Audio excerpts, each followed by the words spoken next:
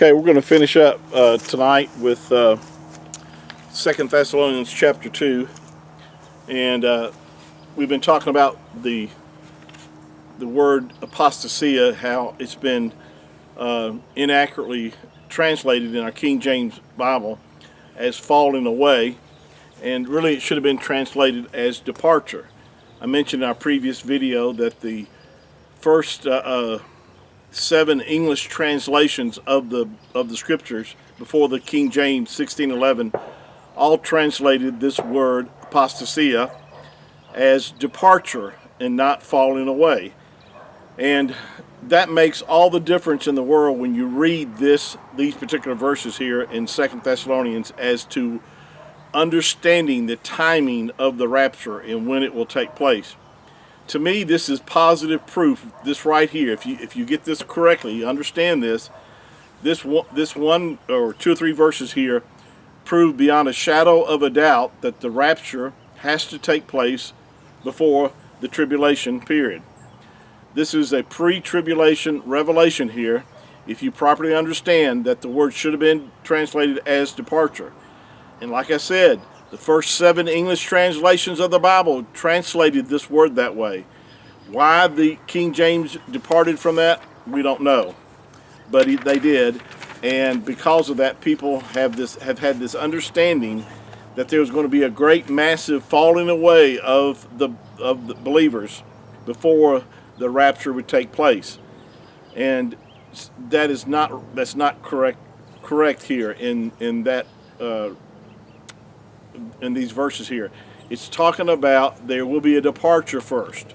Now I want to go back here and read this verse again. Verse 3 of 2 Thessalonians chapter 2, Paul says, "Let no man deceive you." Don't let anybody deceive you.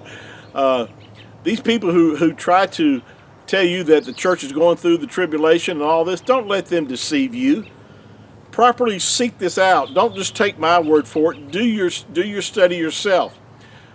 Most people who, as I've shared with you in the past, most people who confuse the timing of the rapture do so because for a number of reasons, but one of the main ones is they do get the church mixed up with Israel. They don't see a distinct difference between them. And so there's a lot of other reasons too people get confused about the timing of the rapture. But one reason is not understanding these verses right here that we've already talked about. But when you understand here that when Paul says, "Let no man deceive you by any means, for that day," now here's the real key. You have to understand what that day is that he's talking about. See, most people interpret that day as the rapture. But he's talking about the day of Yahuwah, or the day of the Lord, which we've already talked about is the time frame of Daniel's 70th week, or the tribulation period. Now, I'm convinced of this because, excuse me, it doesn't make sense if you think that he's talking about the rapture when he says that day. Now, when I teach this, I have to explain a little bit of the sequence here as far as what I'm talking about. The rapture has to precede the day of Yahuwah because of what he's revealing here.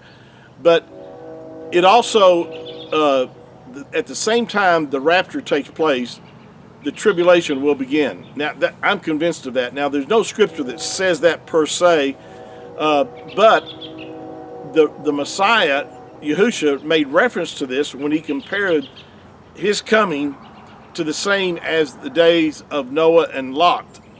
And if you read those passages, you understand that judgment fell immediately after Noah entered the ark, and after Lot was taken away, judgment fell. So when we're taken away, judgment is going to fall. If we follow what the Messiah was comparing, he said that it would be the same as these 2 different scenarios. And we know that the tribulation period is a time of judgment. And so when you understand that, then when he says that day, you understand that day is not talking about the rapture. Because here's the problem. If you think when he says that day specifically is talking about the rapture, then you interpret there's got to come a departure first. See, the departure first has to happen before the tribulation or the day of Yahuwah can begin. That's what's being said here.